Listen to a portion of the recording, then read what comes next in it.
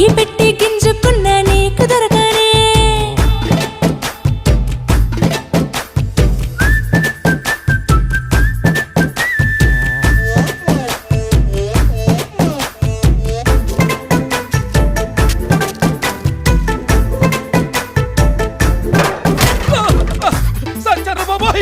అమ్మో